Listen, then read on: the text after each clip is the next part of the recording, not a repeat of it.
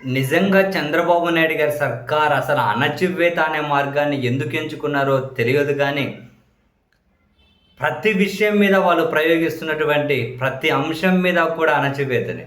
ఇప్పుడు పొన్నూరు నియోజకవర్గం మామిళ్ళపల్లి అక్కడ మొక్కజొన్న రైతులు ఉల్టా వాళ్ళ మీద దాడి చేసి వాళ్ళ మీదే కేసులు పెట్టి హింసిస్తున్నారు అని చెప్పి విపక్ష పార్టీగా వైసీపీ నేతలు అక్కడికి వెళ్తూ ఉంటే కాళ్ళు చేతులు బట్టి ఈడ్చుకెళ్ళడం ఏంటో, జుట్టుబట్టి లాగడం ఏంటో, అసలు నాయకులను అరెస్ట్ చేయడం ఏంటో, అసలు ఆ ఊరికి నాయకులు ఎందుకు వెళ్ళకూడదో, వెళితే ఏమవుతుందో ఏమీ అర్థం కాదు.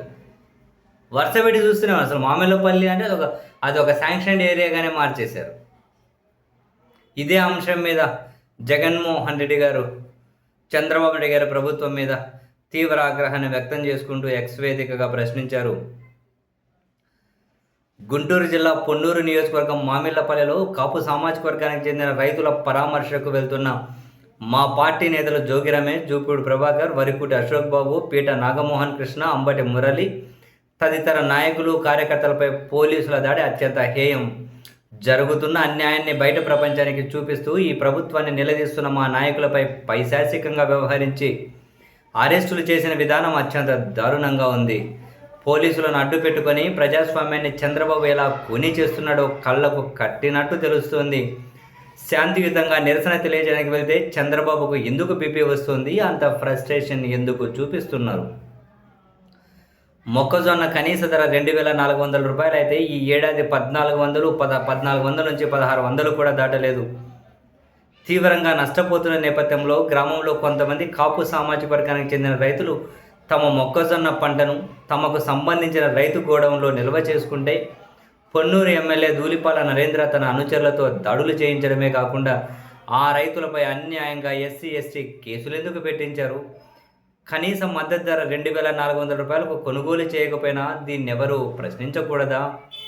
రైతులకు సంఘీభావంగా మామిళ్ళపల్లె ఎవరు వెళ్తున్నా వారిపై పోలీసులతో దాడులు చేయించి అరెస్టులు చేస్తారా? మరోవైపు మీ దుర్మార్గాలను ప్రశ్నిస్తున్న గౌరవప్రదమైన వ్యక్తులపై కూడా కేసులు పెట్టించి బెదిరింపులకు దిగుతారా? తెలుగు రాష్ట్రాల్లో ప్రముఖ జర్నలిస్ట్, మాజీ ఎమ్మెల్సీ, నిత్యం ప్రజాగొంతుకై నిలిచే ప్రొఫెసర్ నాగేశ్వర్ గారిపై మీరు దగ్గరుండి కేసులు పెట్టించడం దారుణం కాదా? ఆయన అన్ని పార్టీల మీద విమర్శలు, అన్ని వార్తా అంశాల మీద విశ్లేషణలు చేస్తారు కదా. ఆయన నిజం మాట్లాడితే కేసులా, ప్రశ్నిస్తే అరెస్టులా, విమర్శిస్తే వేధింపులా? రాష్ట్రాన్ని జంగిల్ రాజ్ చేశారు చంద్రబాబు. మీరు దాడులు చేసి ప్రతిపక్షం గొంతు నొక్కి పోలీసులను రాజకీయ ఆయుధంగా వాడుకుంటూ ఎంతకాలం పాలిస్తారు?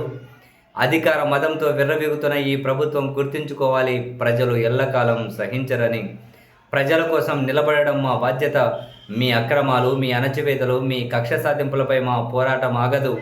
ప్రజల పక్షాన వైఎస్ఆర్ కాంగ్రెస్ పార్టీ ఎప్పటికీ గలం విప్పుతూనే ఉంటుంది, ఎప్పటికీ ప్రజలకు అండగానే ఉంటుంది అని చెప్పి జగన్మోహన్ రెడ్డి గారి ఎక్స్ వేదికగా ట్వీట్ చేశారు.